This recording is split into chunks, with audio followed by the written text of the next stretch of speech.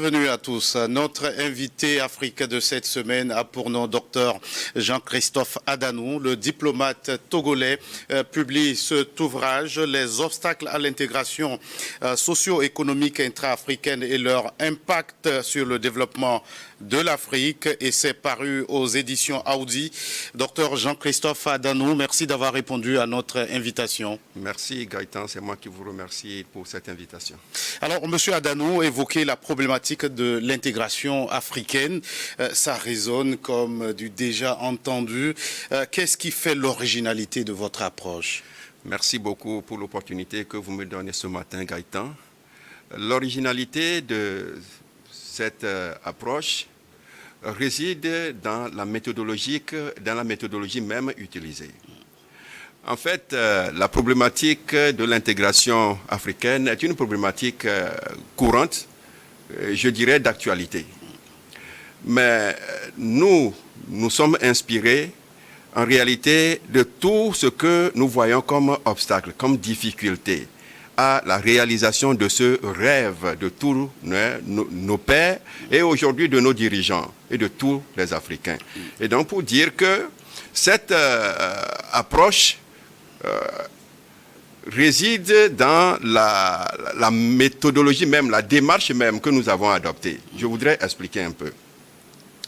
Pour pouvoir creuser davantage et comprendre le fond même de la problématique du sujet, nous nous sommes adressés à une cible spécifique, à un échantillon bien précis. Et nous avons adopté une démarche, je dirais, nous avons utilisé l'entretien en face à face, l'entretien téléphonique, et nous avons couplé l'entretien avec un questionnaire, ce qui nous a permis de recueillir des informations précises de tous nos enquêtés. Nous les avons traitées et nous avons essayé de les analyser pour avoir un peu une idée des réels obstacles qui minent l'intégration socio-économique intra-africaine. Et nous allons justement parcourir les résultats de votre enquête, Monsieur Adanou, mais vous questionnez sur les capacités des peuples d'Afrique à transcender les divisions pour bâtir une nouvelle Afrique. La question que moi j'ai envie de vous poser, comment l'entrevoyez-vous, cette nouvelle Afrique? La nouvelle Afrique, pour nous, il faut que l'Afrique puisse s'unir. C'est un vœu de tous ceux qui ont milité, qui ont lutté pour le développement de l'Afrique, pour l'épanouissement de l'Afrique, pour l'indépendance de l'Afrique. Et ce vœu demeure toujours, nous restons toujours sur notre soif, parce que nous ne voyons pas aujourd'hui réellement l'unité de l'Afrique tant souhaitée par nos grands-parents. Et donc, nous nous disons, comment est-ce que nous pouvons parvenir à l'unité? Il faut lever toutes les barrières. Il y a plein de barrières qu'il faut faire sauter. Nous commençons d'abord par la question de visa. Vous voyez, pour quitter un pays et aller dans l'autre pays frère, en Afrique, sur notre continent, on te demande où est ton visa. Nous trouvons ça inconcevable. Que jusqu'à ce jour, que avant de faire des affaires avec nos frères, ou avant d'aller visiter nos parents qui sont de l'autre côté, il te faut forcément avoir le visa. C'est une barrière qu'il faut faire sauter. Nous avons la question de la monnaie. Je crois que nous y reviendrons. La question de la monnaie. En Afrique, nous avons une pluralité de monnaies qui ne facilite pas les échanges entre nous, qui ne facilite pas le dialogue économique entre nous. Donc, il y a des barrières psychologiques qu'il faut également faire sauter, parce que nous voyons que l'Africain n'a pas confiance en son frère africain. L'Africain préfère traiter avec l'étranger et être à l'aise. Mais entre son frère, il émet des doutes, il émet des réserves. Et donc, nous disons que toutes ces barrières, il faut les briser pour que nous puissions parvenir à l'unité tant voulue. Et dans votre ouvrage, vous parlez des atouts dont regorge le continent africain. C'est vrai, vous vous intéressez à toutes ces barrières pour une Afrique unie, une Afrique intégrée, mais pour y arriver dans une démarche descriptive, Monsieur Adanou, vous évoquez les potentialités du continent sur le plan minier par exemple, et en écrivant, je vous cite, l'Afrique possède des réserves minérales les plus importantes de la planète. Monsieur Adanou, n'est-ce pas paradoxal que ce tableau soit aussi peint d'un continent présenté comme le plus pauvre du monde? Gaëtan, c'est une réalité. Je vous ai dit que notre travail est fondé sur une démarche rigoureuse, une démarche scientifique. Ça voudrait dire que nous n'inventons rien, rien ne sort en réalité de nous-mêmes. Ça a été une démarche bien rigoureuse. Et donc, permettez que je puisse vous lire un petit paragraphe dans mon ouvrage, à la page 45. Analyse du développement minier du continent. L'Afrique possède les réserves minérales les plus importantes de la planète. Elle représente globalement 30% des réserves mondiales, dont 75% des réserves mondiales de platine, 50% de celles de diamants et de chrome, 20% de celles d'or et d'uranium, 85 à 95% des réserves des métaux du groupe du chrome et de platine, 85% des réserves de phosphate, plus de 50% de réserves de cobalt, 33% des réserves de bauxite, ainsi que du carbone. Oui, Monsieur Adanou, on a compris. La liste est longue. Elle est très longue. Alors, comment on peut expliquer que malgré toutes ces richesses, le continent reste là où il est? Le continent reste là où il est. C'est ce qui est paradoxal. Et nous nous interrogeons en réalité pourquoi. Et c'est pourquoi nous avons creusé. Et en creusant, nous avons compris qu'il y a plein d'obstacles. Il y a plein d'obstacles dans la mesure où, vous voyez, ces minerais sont exploités, mais sont exportés à l'étape brute. Et à quel prix, en réalité? Et sous le sceau de quelle monnaie? Quand vous mettez tous ces éléments de bout en bout, vous comprendrez que, en réalité, l'Afrique ne gagne rien de tout ce qu'elle regorge. Celui qui profite ou celui à qui les minerais ou tous ces mines profitent, c'est l'Occident. Ou c'est l'autre côté, ceux qui viennent acheter. Alors oui, l'autre côté, on parle toujours de l'autre côté, on parle toujours de l'autre, Monsieur Adanou. Lorsqu'on présente aussi le continent comme le carrefour des grands mots, seriez-vous tenté de reprendre ce narratif selon lequel ce sont toujours les autres qui sont à l'origine de nos problèmes? Les autres sont toujours à l'origine de nos problèmes, oui et non. Oui, parce que si nous sommes arrivés là où nous sommes aujourd'hui, ils ont eu un rôle important à jouer. Ils ont joué un rôle important et tout le monde le sait. Et eux-mêmes, ils sont conscients du rôle qu'ils ont joué. Quand nous nous référons à l'histoire. Mais la question est de savoir, allons-nous rester toujours là pour accuser l'autre? Quelle a été, nous, notre responsabilité? Je crois que nous avons une part de responsabilité. Et c'est là que moi je dis que nous sommes la solution. La solution n'est pas ailleurs. La solution, c'est au sein de notre continent. Et nous sommes la solution. Pour dire que, oui, c'est un constat. Nous avons été opprimés, nous avons été volés, mais au jour d'aujourd'hui, comment est-ce que nous nous prenons pour que nous puissions décoller? Et c'est ça la question. Donc, il revient à chaque Africain de se remettre en cause. Autrement dit, nous devons prendre conscience. Et ça, c'est un travail psychologique. D'abord, prenons conscience de notre situation. Et maintenant, nous devons travailler. Travailler et comment? Travailler avec honnêteté. Travailler avec transparence. Travailler pour développer l'Afrique. Je crois que le travail revient en interne. Parce que nous avons une part de responsabilité. Vous et moi, Gaëtan. Nous avons une part de responsabilité. Vous ne passez pas sous silence le potentiel économique agricole du continent. Et pourtant, pour parler de la famine, la malnutrition, les regards sont toujours tournés, Monsieur Adanou, vers l'Afrique. Que faut-il à notre agriculture pour que nous gagnions le pari de notre autosuffisance alimentaire? Oui, notre agriculture a besoin d'être profondément transformée. Je vais vous lire un petit paragraphe dans l'ouvrage, à la page 47, où je parlais de l'analyse du potentiel économique agricole de l'Afrique. Et ça, c'est un constat du président de la BAD.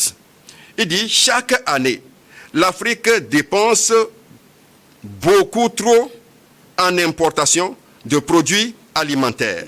En 2016, la facture s'est élevée à quelques 35 milliards de dollars américains et si on ne la contrôle pas, elle pourrait bondir et atteindre 110 milliards de dollars d'ici 2025. Nous sommes en 2025. Un propos signé Dr Akeoumi Adesina, président de la BAD. Justement, le président de la BAD. Et ça, c'est un constat réel. Nous importons de trop ce que nous devons manger en Afrique. Je crois que s'il y a quelque chose à faire, c'est d'arrêter l'importation des produits vivriers. Et pourtant, malgré plusieurs plans de développement de notre secteur agricole, avec à la clé des investissements de plusieurs milliards, nous stagnons toujours. Comment est-ce qu'il faut finalement diagnostiquer les maux qui minent ce secteur? Oui, vous savez, le vrai problème aussi, c'est que les pays africains n'évoluent pas au même rythme. Et puisque nous n'évoluons pas au même rythme, et puisque nous sommes très cloisonnés, ces éléments constituent des freins pour nous. Et nous ne tirons pas leçon auprès de nos frères africains.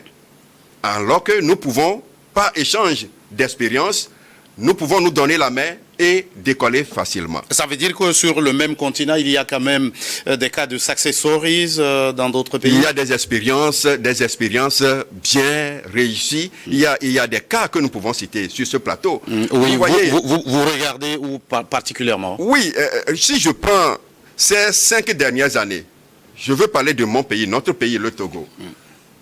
Avec la mise en place des agropoles, c'est une initiative noble du chef de l'État, en tout cas du président du Conseil. C'est une initiative noble parce qu'au jour d'aujourd'hui, nous avons des agropoles qui produisent massivement.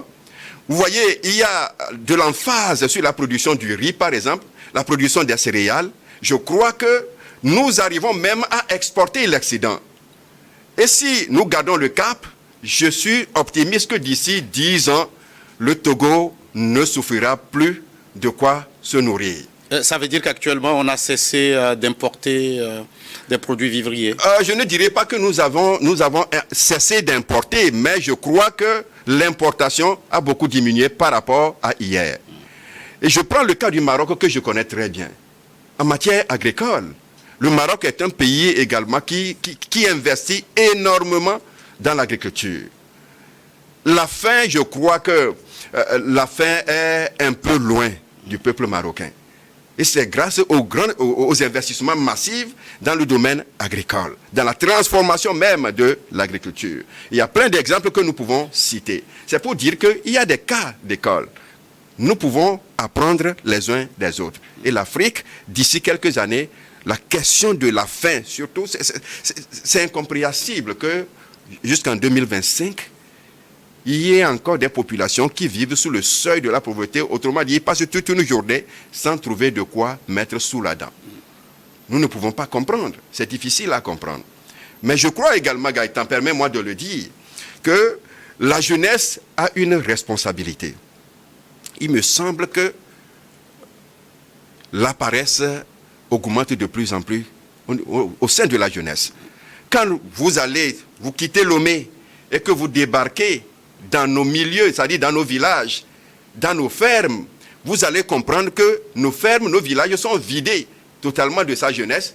Ils sont où? Ils sont dans les villes pour faire zémédian, ils sont dans les villes pour faire le gardiennage, alors que nous avons une terre totalement fertile, vous n'avez pas besoin forcément d'engrais. Il suffit, mais pour ce que tu dois manger en réalité, si nous avons de la volonté, chacun pouvait trouver ce qu'il lui faut et ne pas rester affamé. Oui, docteur Adanou, ce capital humain, vous l'évoquez dans votre ouvrage, mais j'ai envie de vous rappeler que les prévisions démographiques présentent un continent qui verra sa population doubler à l'horizon 2050, avec comme principale caractéristique la jeunesse dont vous parlez sur ce plateau. Faut-il la regarder comme un défi ou plutôt comme une opportunité? Oui, Gaëtan, ma réponse est double, oui et non. Un défi parce que, oui, si notre population double d'ici 2050, ça voudrait dire que nos politiques sont interpellées, nos États sont interpellés, il faut les nourrir, ça c'est un. Il faut les soigner, ça c'est deux. Il faut les éduquer, ça c'est trois. Pour dire que c'est un défi. C'est un défi parce que ça nécessitera davantage de mobilisation de ressources de la part de nos États. Oui, mais je dis non parce que c'est plutôt une opportunité. Une opportunité parce que si notre population double et que nous avons une population jeune, la jeunesse est majoritaire, ce qui voudra dire que nous avons une main-d'œuvre abondante, une main-d'œuvre importante. Et qui parle de la main-d'œuvre, parle en réalité du développement. Nos industries, si nous les créons, et c'est là même, puisqu'il y aura de la main-d'œuvre, vous allez voir que l'Afrique va attirer davantage des investisseurs. Des gens vont s'installer parce que la main-d'œuvre sera abondante, des industries, des usines vont se créer. C'est pour dire que la main-d'œuvre, elle sera abondante d'ici 2050 et l'Afrique doit anticiper en créant véritablement des usines, des industries pour pouvoir accueillir et en formant davantage. Former pour ne pas former, s'il te plaît. Parce que ce que nous déplorons aujourd'hui dans notre formation, surtout la formation universitaire, parce que la plupart des formations ne sont pas adaptées au marché de l'emploi, à la réalité de l'emploi, à la transformation que nous espérons de notre économie. Et si la formation ne répond pas, ça veut dire que nous allons former des chômeurs qui vont devenir un problème pour nos gouvernants. Et donc, il faut que nous puissions ajuster nos curricula pour que la formation réponde, former au métier, former des gens qui sont prêts tout de suite à travailler, à rentrer dans les PME, dans les PMI et à apporter une valeur ajoutée. Docteur Adanou, nous allons marquer une toute petite pause, le temps d'une nouvelle édition du journal sur votre chaîne.